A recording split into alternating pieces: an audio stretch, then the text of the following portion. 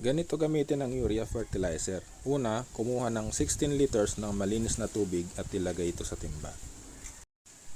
Gamiting pantakal ang 155 grams na lata ng sardinas. Ilagay ito sa tubig at haluin ng mabuti hanggang sa ito ay matunaw.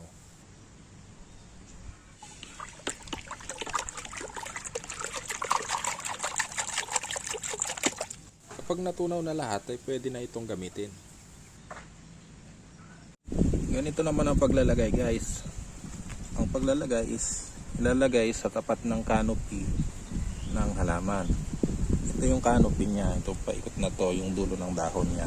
Sa tapat nun, doon natin ibubuhos yung tubig na may urea.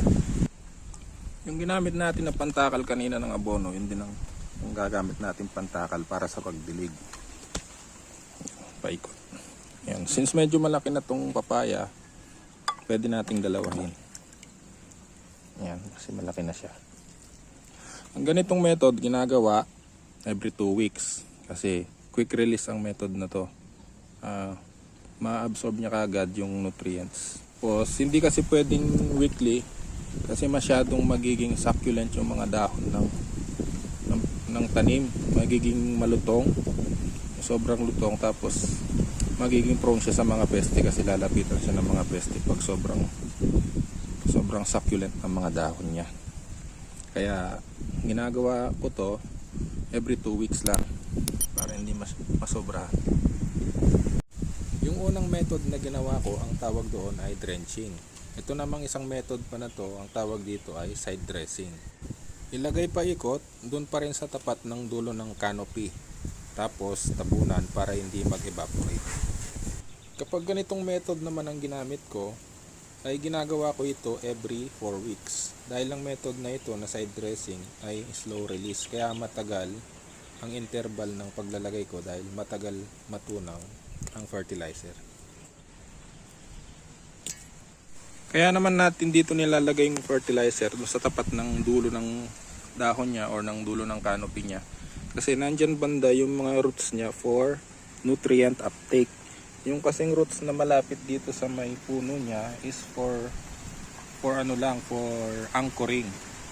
Kaya mas maganda kung dito natin ilalagay sa dulo ng canopy niya dahil nandyan yung mga roots na madami na nag-uptake ng nutrients.